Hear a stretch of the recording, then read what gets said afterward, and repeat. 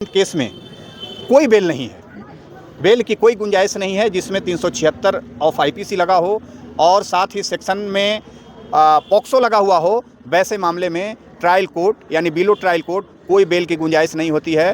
Court यही रोशन राही को इस केस में सज़ा होगा और बहुत कड़ी सज़ा होगा, आप जान लें, क्योंकि बहुत मेजर सेक्शन ऑफ आईपीसी लगा हुआ है। क्योंकि हीनियस क्राइम में एक इस प्रकार के इंसान के रूप में जो बनाए गए सोसाइटी हैं, इसमें इससे बड़ा हीनियस क्राइम कुछ नहीं होता है। छोटी बच्चियों के साथ बहलाकर, फुसलाकर, षड्यंत्र रचकर, साजिश रचकर शादी करना, क्या यह सही है?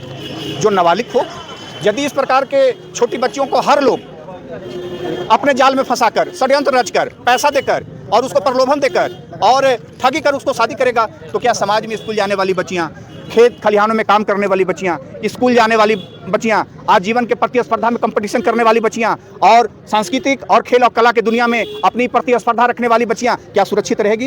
ये हमारी जो पीड़िता है किरण सिंह, एक बाल कलाकार है, एक चाइल्ड आर्टिस्ट इसको कहा जाता है, जो भोजपुरी और मगही में अपनी पैर जमाई थी। इसके साथ क्या हुआ? अन्याय हुआ, वहाँ शोषण हुआ।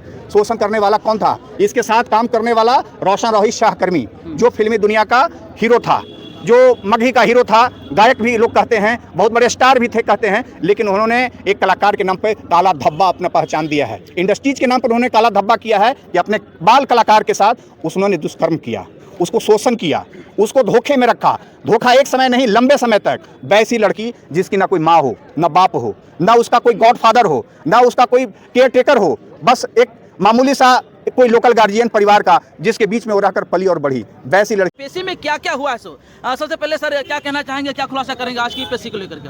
आज चूँकि महिला थाना कांड संख्या पटना, जिसके अभियुक्त रोशन राही हीरो हैं, भोजपुरी और मगही के हीरो हैं, वो फ़िलहाल जेल में हैं। आज उनकी कोर्ट हाजिरी थी, कोर्ट में पेशी थी और नियमित तौर पे उनका 14 दिन पर कोर्ट में आज आना हुआ। चूँकि पिछले दफ़ा 11 तारीख को यहाँ आए थे, 11/11 को, उसके बाद आज 25/11 को उनकी कोर्ट हाजिरी थी। कोर्ट हाजिरी में आए और अभियुक्त के जो कोर्ट की प्रोसीजर है उसका अटेंडेंस बनाया गया। माननीय जिला सत्र न्यायालय 6 पॉक्सो के जो स्पेशल जज हैं आज छुट्टी पर चले गए थे। तो अभियुक्त पक्ष के तरफ से जो मैंने रिकॉर्ड देखा, किसी भी प्रकार का नियमित जमानत के लिए कोई आवेदन नहीं दिया है और हमारे क्लाइंट जो पीड़िता है वो भी मेरे साथ आज न्यायालय में आज भी उपस्थित है और ये अपनी लड़ाई लड़ रही है और कंटेस्टेड लड़ाई लड़ रही है और ये हर उस केस के पहलू पर अपनी नज़र गड़ाए हुए है। जो इसका विपक्षी जो अभियुक्त है रोशन राही, इस केस में क्या करने जा रहा है, उसका क्या अगला एक्शन है, उस पर पूरी निगाहें इसकी भी है। और जब मुझे अपना वकील नियुक्त की है तो मेरे भी अपना दायित्व बनता है कि कब अपना केस फाइल करता है और कब अपना जो है कि वहाँ पे कोई पिटीशन दायर करता है नियमित जमानत के लिए या रेगुलर बेल के लिए। तो अभी तक रोशन राही जो अभियुक्त हैं इस केस में, अभी तक किसी प्रकार का नियमित जमानत या रेगुलर बेल पिटीशन फाइल नहीं किए हैं। हम लोग इंतजार कर रहे हैं और जैसे ही वो फाइल करेंगे हम लोग उसका विरोध करेंगे। अच्छा, पोस्को एक्ट के अलावा भी सुनते ही कई सारे दफा लगा, क्या क्या दफा लगाई गई किरण सिंह के द्वारा? देखिए, पॉक्सो एक्ट के तहत तो मामला दर्ज ही है, सेक्शन 4 ऑफ पॉक्सो एक्ट लगा है इसमें रोशन राही पे। चूँकि पीड़िता की उम्र जो है 18 वर्ष से कम है। फिलहाल आज के डेट में पीड़िता की उम्र 17.5 है। घटना के समय इसकी उम्र 17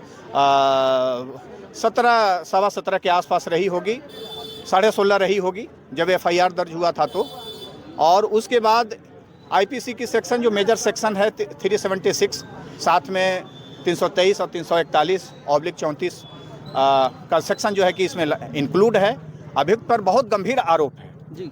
और ऐसे मेजर सेक्शंस हैं कि इस केस में इस प्रकार की जहाँ पे पॉक्सो भी लगा हुआ हो और आईपीसी की 376 भी लगा हुआ हो, वैसे मामले में जिला सत्र न्यायालय और पटना हाईकोर्ट तक बेल की कोई गुंजाइश नहीं होती है। जी, किरण जी से अगला सवाल है, किरण जी क्या पिछले बार भी आपकी मामला जो है गया था, काफी कोर्ट तक ले पहुंचा था, कई सारे वकील उनमें शामिल थे, कई सारे विकास मंच भी शामिल थे। क्या लगता है पिछले साल की तरह जो है इस बार भी आपका जो है केस रफा दफा हो जाएगा, फिर से सुलह हो जाएगी? क्या कहना चाहेंगे इसके बारे में? सुलह नहीं होगा इस बार जी।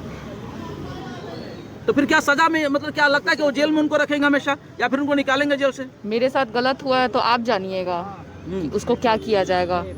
जज जानेंगे ना, जो उनको देना होगा सजा वो देंगे और अपने डंके के चोट पे जैसे हम खड़ा हैं वैसे ही रहेंगे।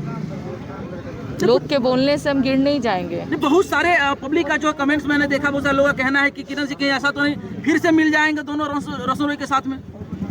तो आगे देखने के लिए आप लोग को जरूर मिलेगा, जैसा रहेगा वैसा देखने के लिए मिल जाए। पब्लिक लेकिन चाहती है कि दोनों की जोड़ी मिल जाए, तो क्या कहेंगे इस तो पे? पब्लिक नहीं ना जान रही कि मेरे साथ क्या होता है, घर के अंदर क्या मेरे साथ हुआ वो आप लोग जानते हैं। बाहरी दुनिया 15 सेकंड में आप लोग देख लेते हैं किसी का दुनिया कि उस किस दुनिया में अगला जी रहा है। 15 सेकंड जो देख लिए, पूरी छान रही है, खाना बना रही है, उसी दुनिया में हम थे।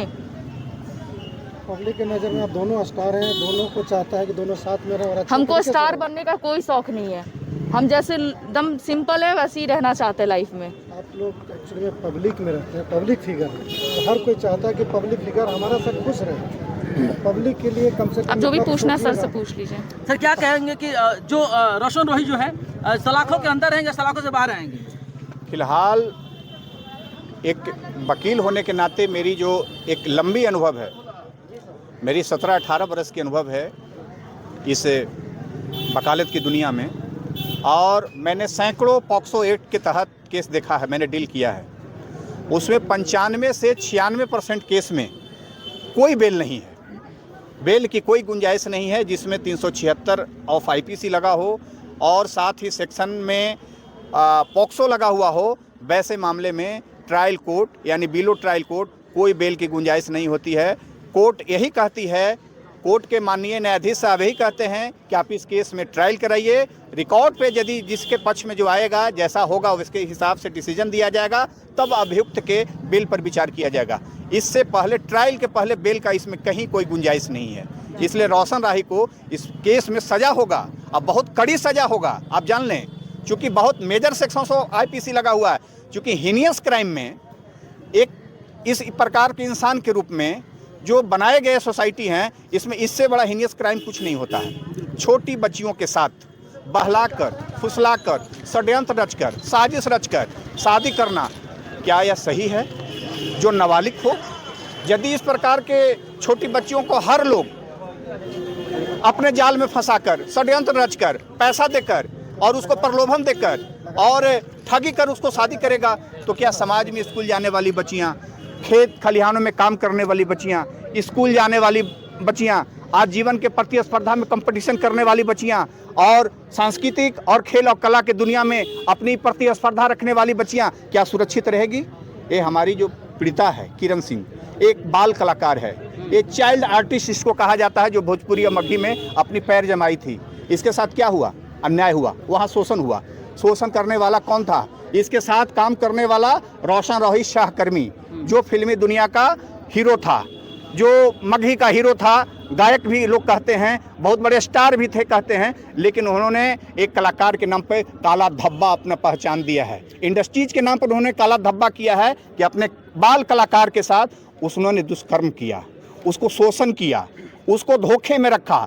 धोखा एक समय नहीं, लंबे समय तक। वैसी लड़की जिसकी ना कोई माँ हो, ना बाप हो, ना उसका कोई गॉडफादर हो, ना उसका कोई केयर टेकर हो, बस एक मामूली सा कोई लोकल गार्जियन परिवार का, जिसके बीच में वो रहकर पली और बढ़ी, वैसी लड़की